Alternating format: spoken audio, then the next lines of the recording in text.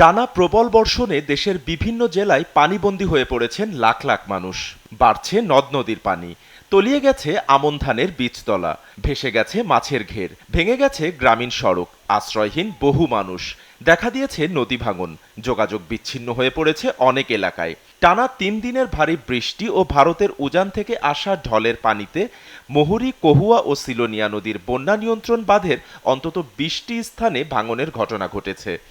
এতে ফুলগাজী, পরশুরাম ও ফেনী সদর উপজেলায় শতাধিক গ্রাম প্লাবিত হয়ে পড়েছে। এতে পানিবন্দী হয়ে পড়েছেন ১.৫ লক্ষাধিক মানুষ। সময়ের সঙ্গে সঙ্গে প্লাবিত হচ্ছে নতুন নতুন এলাকা। বৃহস্পতিবার সকালে পাওয়া পানি উন্নয়ন বোর্ডের তথ্য মতে মুহুরী নদীর ১০টি, কহুয়া নদীর ৬টি ও সিলোনিয়া নদীর ৪টি পয়েন্টে বাঁধ ভেঙে গেছে। ফলে প্রবল স্রোতে নিম্ন অঞ্চল প্লাবিত হয়েছে, বন্ধ হয়ে গেছে সড়ক যোগাযোগ। প্লাবনের কারণে অনেক এলাকায় বিদ্যুৎ সংযোগ ও মোবাইল নেটওয়ার্ক বিচ্ছিন্ন হয়ে গেছে। ফেনীর পরশুরাম ও ফুলগাজীতে বেড়িবাঁধ ভেঙে ফেনীর অর্ধশত গ্রাম প্লাবিত হয়েছে। দুর্ভোগে লাখো মানুষ। অনেক পরিবার উঁচু রাস্তা ও স্কুল ঘরে আশ্রয় নিয়েছে। বেশিরভাগ এলাকায় বিদ্যুৎ এখন বিচ্ছিন্ন। বন্ধ রয়েছে ফেনী, পরশুরাম, ফেনী, ছাগলনাইয়া ও উপজেলা সদরের সঙ্গে আঞ্চলিক সড়কগুলোর সব ধরনের যান চলাচল।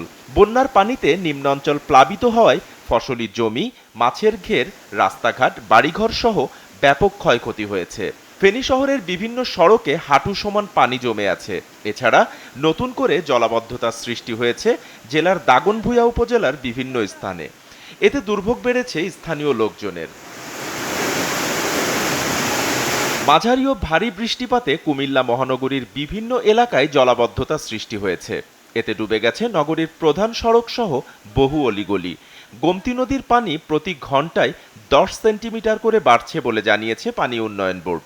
এতে নদীর বাঁধের ভেতরের জমি ও বসতি ডুবতে শুরু করেছে। এদিকে ভারী বৃষ্টি ও ভারতের উজান থেকে নেমে আসা পাহাড়ি ঢলে বিপর্যস্ত ফেনী ও কুমিল্লায় এইচএসসি, আলিম ও ভোকেশনাল পরীক্ষা স্থগিত করা হয়েছে। সংশ্লিষ্ট বোর্ড থেকে বুধবার রাতে 10 জুলাইয়ের পরীক্ষাটি স্থগিত হওয়ার বিষয়ে বিজ্ঞপ্তি প্রচার করা হয়। বন্যার্তদের জন্য জেলার ৬ উপজেলায় ১৩৯টি আশ্রয় কেন্দ্র প্রস্তুত রাখা হয়েছে।